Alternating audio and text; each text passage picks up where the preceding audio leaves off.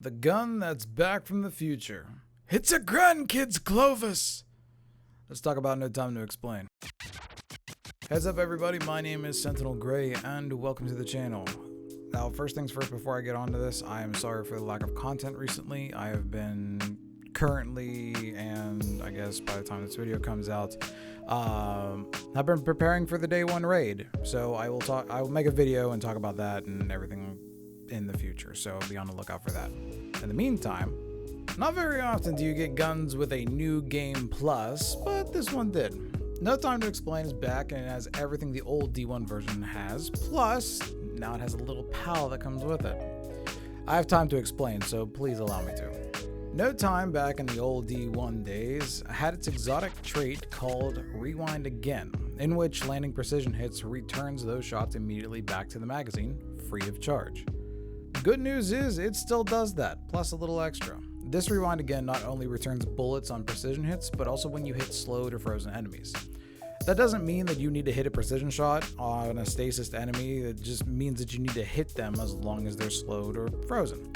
So, hit them in the big toe for all I care. As long as you hit them, it works. Its second exotic trait is called Time Slip. Time Slip is a new trait to this gun, in which, once Rewind Again activates for a total of 10 times, the gun spawns a small portal that shoots bullets from an alternate timeline. Not only that, but for the precision shots, extend the time in which Portal Pete stays with us. Our Portal Pal, which I call Portal Pete, is essentially a similar version of the Warlock's Arc Soul that anyone can use. Now, in case you were curious and you didn't watch any of the promotional material for Beyond Light, yes, you can use them both in tandem. The weapon itself was already pretty decent before it got this new trait, but now that it does, it might actually be a viable option for everyday use for just about anyone. So because I pre-ordered Beyond Light and completed the campaign, I got immediate access to the gun. I'm not sure how you'll get this without pre-ordering, but I can only assume that it will be like the final reward when we complete the Stranger's storyline on Europa. I mean, it seems like there's still a lot we have to go through with her. The other thing too is I'm not 100% sure about how you'll get the catalyst. For pre-orders, she just gives you a quest to unlock the catalyst after you accept the gun from her. I can only hope it works that easy in the future, like you get the gun and then you get the quest for the catalyst, but we don't know yet. The quest to get the catalyst is easy though, so no need to stress out. The first step is that you need to head to the Braytech Exoscience facility and collect schematic code fragments. So unfortunately, I didn't pay attention all the way through when running this quest, and I didn't think about it beforehand to catch footage of it, but I practically went through the whole entire place up until you fight Praxis, and just from doing that and defeating enemies, I managed to have all of the fragments by the time I was done. The second step is to get 60 Vex kills with No Time to Explain in the Nexus, the Infitude, or the Glassway on Europa. Doing this for the most part is easy. You can either go through the Glassway strike or you can go on patrol and just clear out all the Vex in there. It's very, very simple. After that, you have unlocked the Catalyst, but it's not fully activated yet. To masterwork it, you need to reach 700 kills with No Time to Explain. On the surface, this may seem a little rough for you D2 vets out there who may have used the Whisper mission to farm most of your catalysts, but I felt that it honestly didn't take that long. Just equip No Time to Explain and play as you usually would. Since it's a kinetic pulse rifle, you have no trouble finding ammo for the gun, and I do believe that even kills you get with your Portal Pal count towards the progress as well. Once the catalyst is complete, it increases the rate of fire of the shots coming out of the portal. It's not as fast as the gun itself, but it still improves the rate by a good amount. Now you might be wondering, how does our Portal Pal work? What does it do?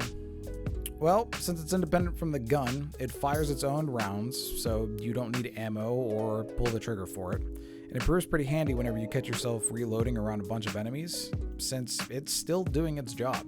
On the other hand, I do believe rounds fired from the portal do less damage in total than fired from the gun. And not just because the portal rounds never seem to land a crit, but purely because if it did, it would be the new Outbreak perfected. By the way, in all my time using it, all 700 plus kills, I don't believe the portal rounds ever landed a crit. Ever. So don't plan on this thing dealing as much damage as you, but that doesn't mean that it's entirely useless. The portal still does decent work to your run-of-the-mill enemies and even some majors if you're on a roll with it. As long as you keep on hitting precision shots or stasis enemies, your portal stays up. The timer gets added 1 second that the portal is up, and it just keeps working for you. So if you're dealing with bosses that have easy crit spots like servitors or something, this gun is perfect to just tear through it. One big downside to the portal rounds, but yet extremely understandable, is that they don't fire anti-champion rounds.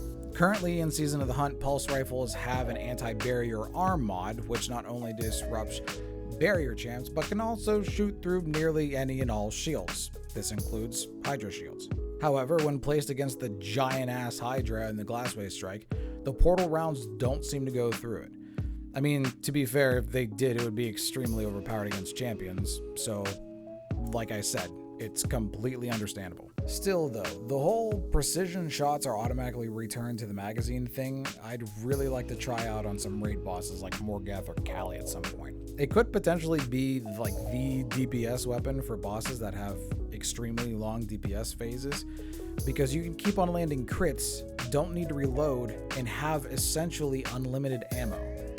Like, think about it. But if that day ever comes, or if it turns out to be that way, then believe me, you'll either find out from me or people raving about it on social media. But for now, that's all I have. Personally, I'm glad to have No Time back, and I like the changes they've made to it. It's a super viable weapon, especially whenever you're beginning to be a stasis main, and it's just a good, solid, all-around weapon. So I want to say thank you all for watching. I really do appreciate it. If you like what you see, please be sure to leave a like and subscribe if you want to see more. And if you like live content, I'm live every Sunday, Tuesday, Thursday, and Saturday on Twitch at 6 p.m. Eastern Standard Time. I'll have a link for that in the description box below. Thank you all again, and remember, keep your heads up and be kind to each other. Bye now.